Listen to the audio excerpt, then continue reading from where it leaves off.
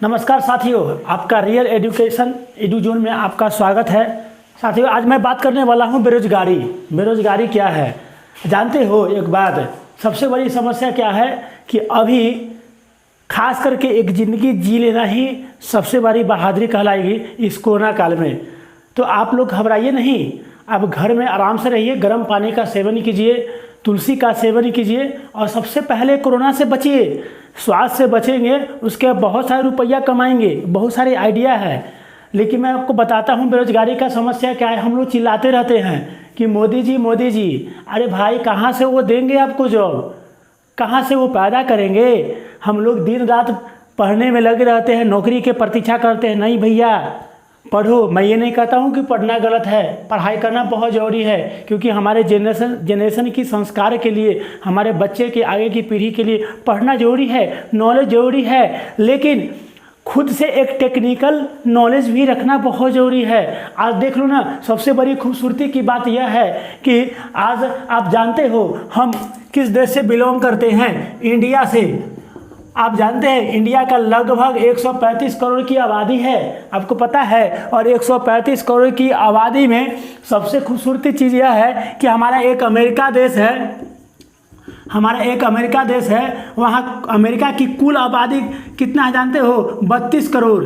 कितना है? 32 करोड़ आबादी है। अब सोच के देखो, हमारा इंडिया में एक राज्य है न्यू दिल्ली। अब सोच लो कि न्यू दिल्ली की आबादी है 32 करोड़।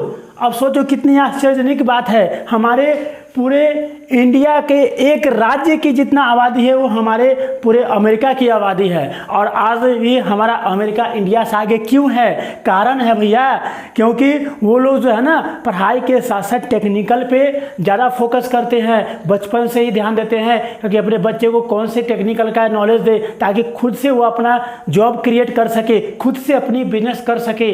तो इस पे हमें ध्यान देना चाहिए। अब सोच के देखो ना, हमारे अभी इंडिया का डाटा है कि 90 lakh per year student graduate करते हैं। कितना?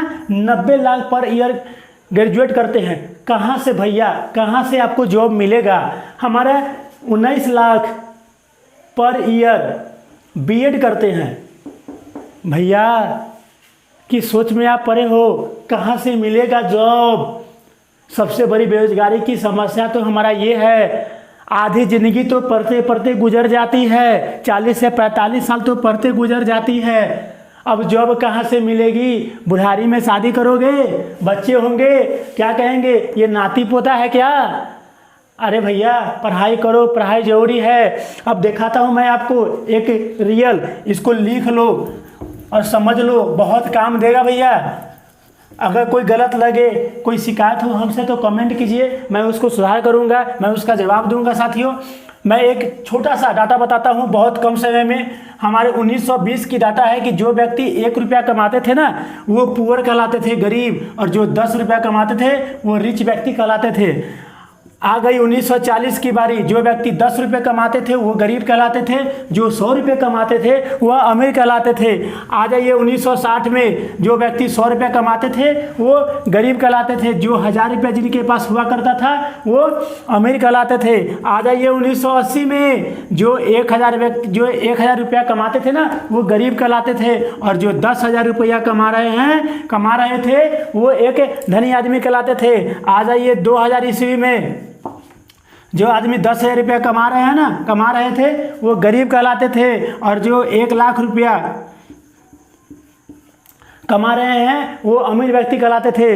आज हम लोग कहाँ हैं? 2020 में। सोच लो, आज 1 लाख रुपया जो व्यक्ति कमा रहे हैं ना वो गरीब कहलाते हैं, जो 10 लाख रुपये महीने कमा रहे हैं वो व्यक्ति आज अमीर कहलाते हैं। हम लोग किस भ्रम में पड़े हुए हैं? 10,000 15,000 रुपया के नौकरी के लिए बाप करते रहते हैं। ए भैया, टेक्निकल नॉलेज लो, अपना एक्सपीरियंस बढ़ाओ और खुद जॉब क्रिएट करो, और देखो कितना मज़ा आएगा जीने में। जानते हो एक बात, एक चीज़ देख लो, मैं आपको बहुत बेजोड़ चीज़ बताने वाला हूँ।